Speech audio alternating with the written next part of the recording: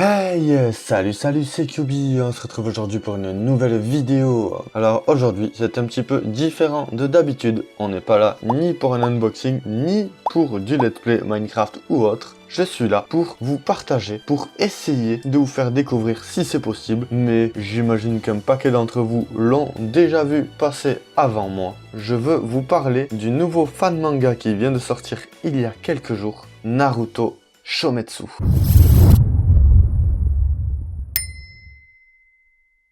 Naruto Shometsu, c'est quoi? C'est un fan manga dont le premier chapitre est sorti le 15 septembre 2024, scénarisé par Darkhouse, qui est un YouTuber bien plus célèbre que moi, mais qui est surtout connu pour être l'auteur principal du fan manga Dragon Ball Kakume. Je l'ai lu, c'est vraiment génial. Il nous explique que c'est un très grand fan de Naruto, que ça lui a permis d'évoluer, que ça a été même peut-être plus bénéfique que certaines personnes dans sa vie. C'est un peu le cas aussi pour moi. Naruto m'a fait voir les choses un peu différemment. Cette écriture, cette philosophie m'a fait évoluer et je pense dans le bon sens. C'est le cas pour lui aussi. Avec un sacré talent d'écriture, il a décidé de créer une suite à Naruto Shippuden. Ça se passe 2 ans seulement après la Grande Guerre Ninja, après avoir battu Kaguya Otsutsuki. Évidemment, il n'est pas seul sur le projet, il est bien entouré, tel que Lenny. Évidemment, je vous partage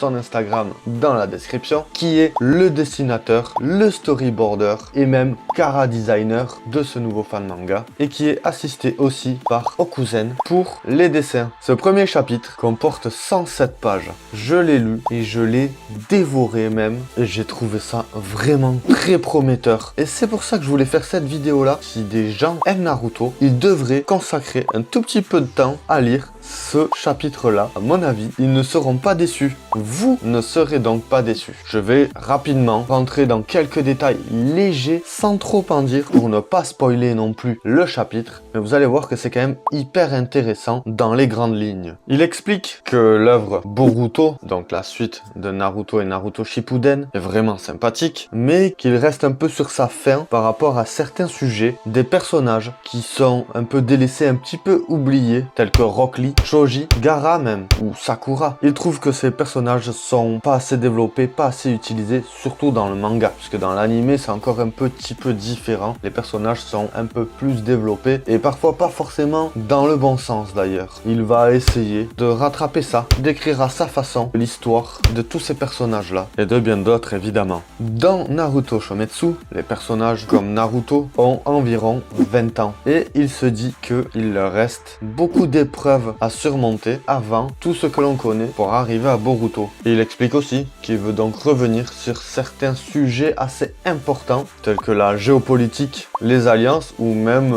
le sujet du deuil. J'ai un petit texte sous mes yeux qui est écrit à la fin du premier chapitre. Les 2 dernières pages sont consacrées à une description, une explication du pourquoi, du comment il décide de créer cette œuvre-là. Je m'appuie sur celle-ci pour vous raconter tout ça. Il explique que nous sommes tous fans de Naruto et que pour le plaisir de ses fans, il va essayer de créer une nouvelle histoire, une pseudo-suite qui devrait probablement nous faire plaisir. En gros, suite à l'alliance Shinobi qui a été créée lors de la 4e grande guerre des ninjas, des petites nations qui ont été mises de côté, qui n'ont pas participé à cette alliance, ont décidé elles aussi de créer une nouvelle alliance. L'alliance Shinobi de base comportait environ 80 000 ninjas. Et vous vous doutez bien que 80 000 ninjas sur une planète, ce n'est pas beaucoup. Il y a des milliards d'individus présents sur la planète qui n'ont donc pas participé à cette alliance. Par manque de temps, une majorité des nations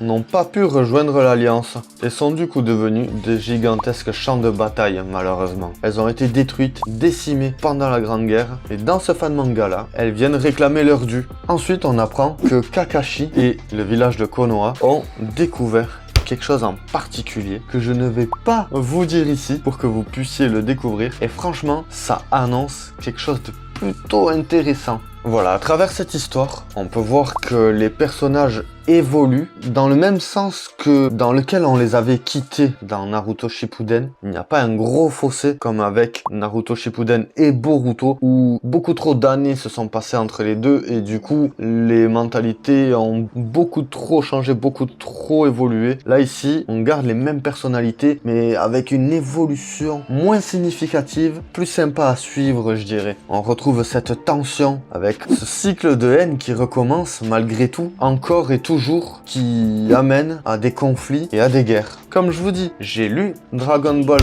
Kakume, l'histoire est dingue. Et du coup, j'imagine bien que pour Naruto Shometsu, ça va être tout aussi bien, voire peut-être même encore meilleur. Les dessins ne sont pas tout à fait ceux que l'on connaît dans Naruto, ce n'est pas du tout le même style graphique. Malgré tout, on reconnaît quand même très bien les personnages, on reconnaît le caractère des personnages qui est vraiment très bien retranscrit ici. Avec ces dessins-là, on arrive aussi à ressentir la tension, la frustration ou même la peur que connaissent les personnages dans leur histoire. Et ça, c'est vraiment primordial à mon sens. Les cases ne sont pas brouillonnes, on arrive bien distinctement à déterminer ce qui se passe et à comprendre les mouvements et les scènes. C'est pas donné à tous les mangas d'être aussi lisibles et accessibles.